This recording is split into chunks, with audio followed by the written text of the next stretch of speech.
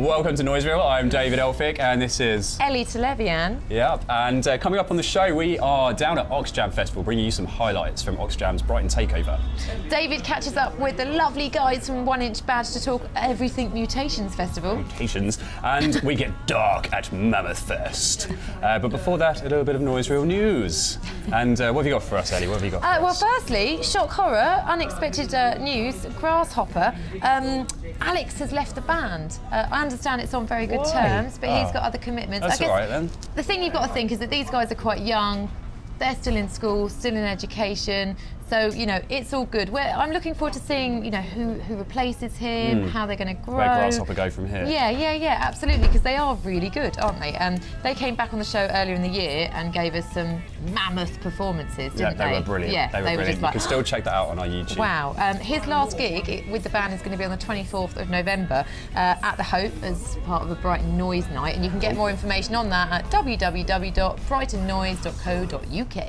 But it could be the last time to see Grasshopper in their original setting.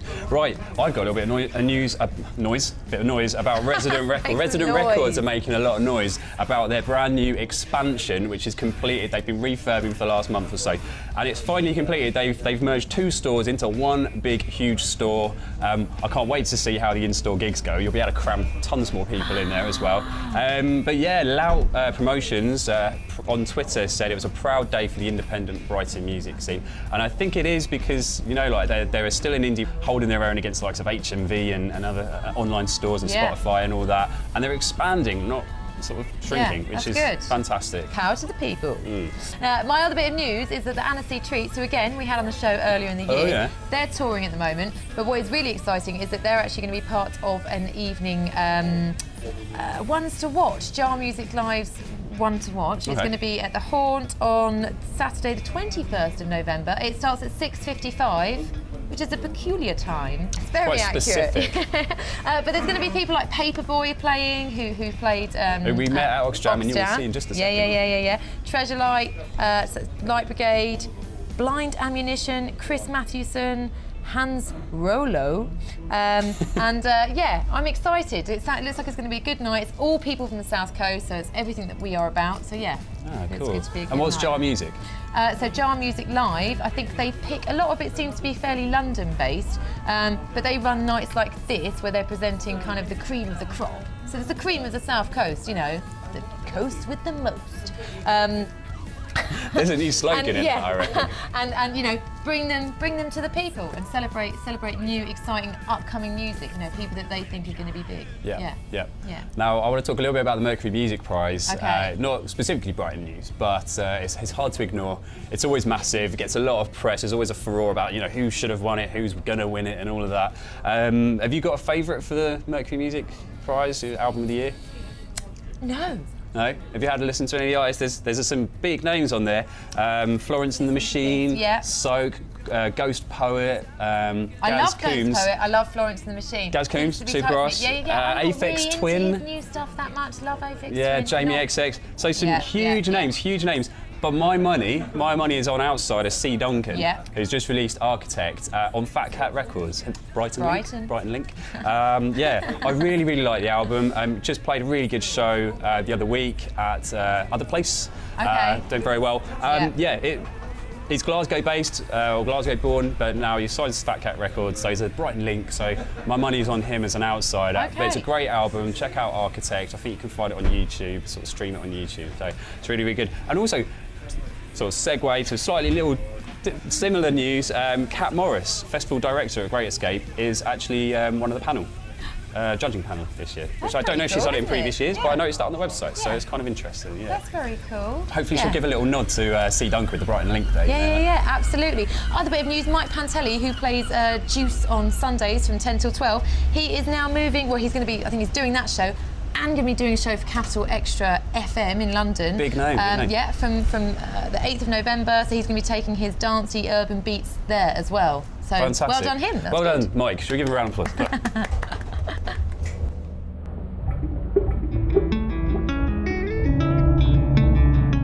Right, I've joined the Dewberries outside the Prince Albert, where you, I hear you played an amazing set. We missed it, I'm sorry about that. Yeah, it was fun, yeah, loads of fun. Good, how did you guys get roped into Oxjam? Well, our manager, Dan, is actually organised the one at the Prince Albert, so he just hooked us up. So yeah, nice little daytime gig, it was good. Wicked like cause to be able to be a part of, I think. Like, so funny, like last night, I know the woman that runs Under the Bridge, so it's like a whole thing, and like me and my mate were making like 60 lasagnas for like last night until like 2 in the morning for the whole cause of like in our tiny little kitchen. So it's been like a proper like get involved thing, which has been well cool. Lou, Ami, it's good to meet you finally. I've been listening to you a few days because I checked you out on the Secret Scout when they mentioned your new single, which is called Better, and now you're playing Oxjam. Yeah, how's all the single release gone? Really well, actually, like better than expected. It's my first ever single, so it's all good. Yeah, it's going well. It's exciting. Yeah, it is really exciting. Yeah, it's good. I've got an EP coming out in January, so it's the single from the EP. We're here with Harry and Peter of Atlas Wine, who are playing the PavTav for Oxjam Festival. You guys the headliners, so tell me a little bit about how you got involved. We've been involved with Oxjam before. We last year we played in Darlington for the opening event at the venue called Forum, like a local venue. And then this year we played at Leeds Festival on the Oxjam stage. So like, yeah, we've got a little trend going on. We just got an email about it from the promoter. But yeah, it's nice to get involved with some charity work, sort of do our thing while like doing what we want to do at the same time. Like, hi, I'm Eloise Saraceni. I'm at Oxjam here talking with the lovely Chloe Lee. Hi. So a bit about your past. I see on social media that you went to Brit School, which is a big thing. Is that where your music career started? I suppose so. I mean, I was sort of gigging before, but it was only ever really covers and all that sort of stuff. But at Brit, I did like a technical theatre course. I was backstage the whole time, never really got to perform too much there. But I had singing lessons on the side with a guy called Sam, who like inspired me to start writing, really. Exploded than you. Just sort of smashed it on the stage at the Joker. Very, very loud, very, very good. How was it for you?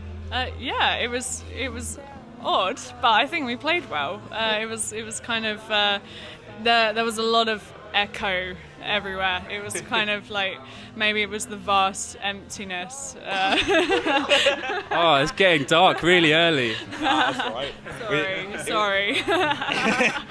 Yeah, no, it was fun. It's a very sweaty stage. Very warm. Was it when you started though? Yeah. No, it was literally the moment I got up there, I was just like, whoo! But yeah, you know, it was good. A lot of fun. Can have a very quick chinwag with Jareth and Rosanna, Rotate, and you're just about to play in the Under the Bridge venue, which is it's actually just rehearsal studios. They've turned into a venue for Oxjam. Are you looking forward to it? Very much so, yeah. Can't wait. It's a really, really cool venue. Having said that, I mean, I've never actually been to a gig there, but I'd imagine it would be a very cool venue. We rehearse there a lot, so Jackie's brilliant, who runs the place, so she's really cool, and yeah, love the place. Is that what they've got? They've got all their bands who rehearse there to play there. Is that what's going on here? That's how we got in. That's how we get on in the gig, yeah. So with Jack and Cameron of Vel's Trio, you're playing tonight at The Verdict. So how did you guys get involved with Oxjam, first of all? Well, through our friend Jack Kendon. I think he put on the one last year. And yeah, he gave us like the same slot we had last year, basically, we have today. So yeah, just basically carrying on with it. I mean, the cool thing about Brighton is it's quite a small place, but there's a huge cultural, you know, as I'm sure you're aware, kind of boom of stuff. So you get a jazz jam pretty much every night in a different venue, and a lot of people go down and get involved, and there's quite a scene. One thing I would say about scenes, especially considering that this one's just closed down, especially with things like jazz scenes, they don't sustain themselves, and people complain about scenes dying, but it's up to everyone to be part of that scene. And I think a lot of, I think the people our age who are into jazz need to start getting on that a bit more. Alternate Function, We're Not Worthy, Battle of the Bands winners, 2015 Oxjam. That's pretty cool. How do you guys feel?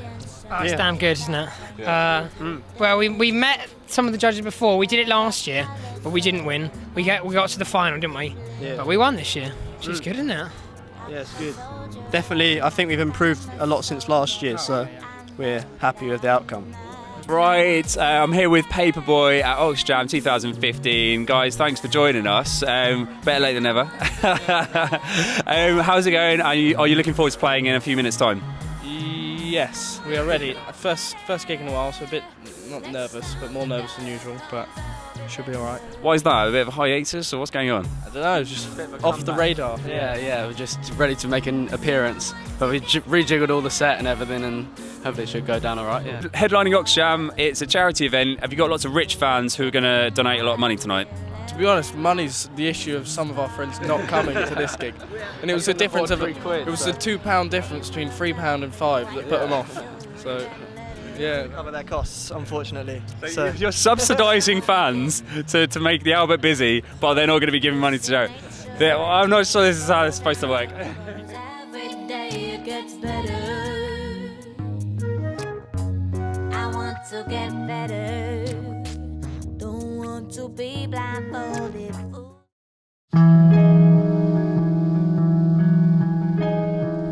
Welcome back to Noiseville. David is now going to talk to us about Mutations Festival. Am I? Well, shortly. actually, to be fair, it's 1 Inch Badge are going to talk to us about Mutations Festival, but I just thought we should have a little chat about who I'm looking forward to on the lineup. Yeah. Have you had a little look at the lineup? I've looked at the lineup, I've looked at the venues, I've not listened to everybody yet, so educate There's me. a cool little mix of people. Now, first off, Jane Weaver. Yeah. She just played a sold-out show last month. I think it was at Green Door Store, and went down a storm. Couldn't get tickets. It was completely packed. So she'll be coming back for that. Josh T. Pearson, who made me cry at The Great Escape, I think 2 or 3 years ago. He may not have done it. I was quite drunk. The track. No, I dare you to listen to "Woman When I Raise Hell" and not shed a tear. Oh, okay, It is beautiful. It is poignant. It's very passionate. Crying competition later. Okay, yeah. and Ort, a band I think coming out from Montreal, Canada. Kind of punky, kind of cool, and looking forward to seeing them as well. But enough from me. Let's listen to 1 Inch Badge talk about Mutations Festival. Right, I've joined Alex and Chris at the 1 Inch Badge offices to talk about Mutations Festival, brand new winter festival on the scene. Guys, take it away. Tell us about Mutations Festival. So Mutations is a new 2-day festival for Brighton and Hove on the 28th and 29th of November. Grown out the back of Draw Festival last year, which was a 4-day festival, which is owned by the band Wire, the seminal punk band that I'm sure everybody's a fan of. Colin is now a Brighton resident and loving it. They have a touring festival that they have, and they use their local promoter within each market to help them deliver it, and that was a real treat and an honour for us to work with a band like that, and we helped deliver a multi-venue festival across 4 days, and we had 120 bands. It was a big event and a great success. We decided at the time when the setting was right for Brighton to have its own annual kind of static festival for this genre of music. All right, and you've kept it in winter. Why is that? Well, that's a good question. I think for us, we have a summer festival already in Preston Park called Together the People, and in the first half of the year, you're pretty stacked up. You've got the Great Escape and Brighton Festival, which are both great events. There is already kind of a touring circuit in November, which I think the festival fits quite nicely into. So what is it you're trying to aim to create with Mutations? All the lineups, it's pretty eclectic, and it's kind of a representation of, us as a company and the kind of bands that we love and we love putting on. So when it came to like the production side of things and the booking of things, we all sat down and thought that these are bands that we want to bring to Brighton. And I think like Tourist has never been, well, he's from Brighton, isn't he? He's played, but John Talabot's never been to Brighton, and I think that if you knew the team here at 1 Inch Badge on a personal level, you'd be able to look through the lineup and go, oh, that's Chris's favourite band, that's Alex's favourite band, that's Josh's. And so I think with Mutations, we just kind of hope that if we like them, other people will too. And I think we've not really, I don't think there's any act on the bill where you can say, oh, they've sold out and booked that or whatever. I think we've tried to really just be pure to what we believe is some of the best music that's touring this autumn. Yeah, cool. Well, and it's not just a Brighton festival, is it? Because the venues are quite scattered across Brighton and Hove. Yeah, we were gonna. The original idea that me and Alex thought would be good to get Hove more involved. So we looked at unique spaces like All Saints Church, which is going to be one of the venues used on the Saturday, as well as we're going to be using the Old Market, Beesmouth, The way the festival's going to run in terms of throughout the day is that it's going to start off in smaller capacity venues, and then as the day progresses it's going to go up to mid-level and then the larger scale venues, so you'll be finishing up in All Saints Church, which is 1,000 capacities. We've kind of broken the day into 3 segments, so you've got 1 until 4, 4 until 7, 7 until 10, and then on Sunday you've actually got 10 until 1. And the idea is that earlier on in the day you've got more opportunities. So there's, in the early part of the day we use things like the Green Door Store, the Hope, the Albert, and you have lots of choice. And then as the day, like Chris said, progresses, the venue opportunities will drop down as the capacities increase. Right. But by doing that, it means that there's constant music from 1 o'clock until on Sunday 1 o'clock in the morning, and then on the Saturday until 10:30 at night. So there is no sort of break points throughout the whole day. And I understand it's been structured so there's no real clashes either. There is no real clashes, no. I think... Which is such a shame when you're at the Great Escape and you've got like 3 bands clashing and you want to see them all and you can't. Yeah. That was one of the things that we did really try hard to make sure there's as little clashes as possible throughout the weekend, so people get to see as much music as possible. And you're also going to be seeing them in amazing venues like churches, which is... You will, it's going to be pretty magical. Yeah, a lot of people haven't used the church or been to see concerts in churches, so it's delivering something else a bit more unique. Also is a unique space for the artist as well. As Alex mentioned earlier on, that they do show after show in different regions, so then to come to a unique space to then perform is something quite special for them as well. So yeah, we love using those kind of rooms to deliver. They'll go away with the memories just as much as the punters will. Yeah, I think so. I hope so. Yeah, we've also got a little secret stage which people will need to discover. Is Mum the word, or can you tell us where that is, or what's going on with that? They will find out on the day of the event. Okay, all right, fair enough. Well, you've certainly sold it to me. If I wanted to get some tickets, anyone else wants to go and get some tickets or find out a little bit more and see the full lineup, where can they go? www.mutationsfestival.com is the website. For tickets, I'm always going to recommend you support your local record shop and just go physically to Resident and buy your tickets in Resident. Good old Resident. If you don't live within Brighton or the vicinity of Resident, then you can go to www.ctickets.com, or you can buy them directly from the mutationsfestival.com website. And how much are tickets? For the weekend it's £55, and for a day, if you just choose to go to the Saturday or Sunday, it's £28.50 plus booking fees. Yeah, so there's what about 20 bands per day that you could potentially see for £30? Yeah, I think it's slightly more on the Sunday actually as well than that. Yeah. We've got, which is the Sunday rolls out a bit later into the evening, into the early hours. So a few more on the Sunday for you. Yeah, excellent value for money. Well, thank you very much, guys. Thanks for telling us about Mutations. Wish you all the best with it, and we'll catch you on the other side. Brilliant, thank you. Take care.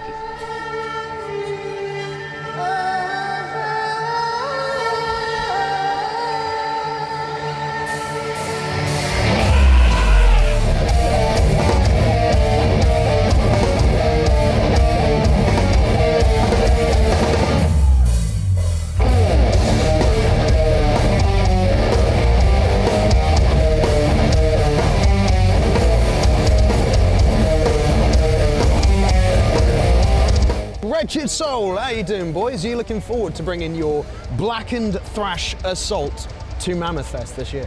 Hell yes. Yes, indeed. Really looking forward to it. For some dirty, horrible, evil metal.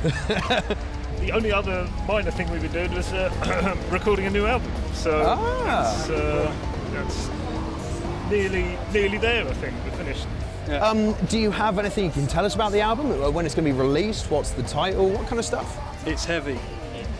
It's definitely metal.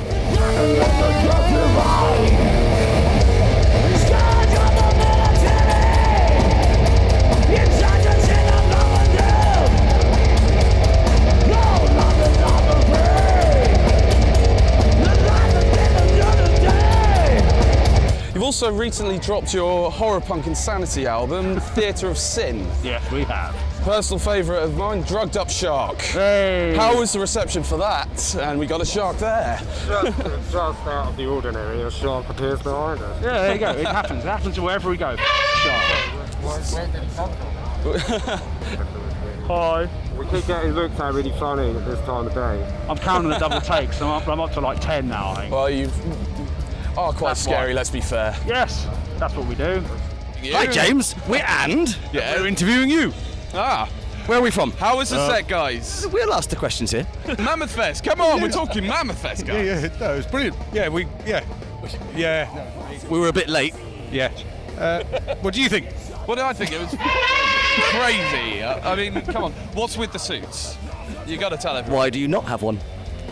Indeed. Oh, this is just the skin? This is just it?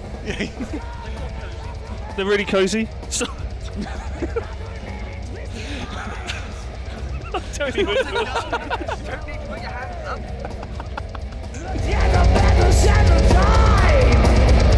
Since it is your 30th anniversary of Power from Hell, will you be doing anything special since it's such a momentous year? Well, yes, we have plans. I don't think it's going to happen this year now. We are recording an EP. 5 songs from Power from Hell, plus a couple of pre-Power from Hell songs, hopefully, with some very special guests. I can't reveal any names yet because it depends on their schedule. I don't want to mention. You'd rather make sure it's confirmed and then say. Of course. Once it's recorded, then we can announce who's doing what. But yeah, we've got about 20 people, 20 musicians from around the world, I kid you not, who were Onslaught fans, when they were kids, basically. That's amazing. Who want to be part of it, so that's really cool. And awesome. I've been absolutely blown away with some of the names we've had. It's pretty spectacular. There's some names. I'm in a sense of going, that sounds so cool, and I would love to know some names, but obviously you can't announce them, can't confirm. So I'm just like, not even a cheeky one, No. Ah, damn. Sorry.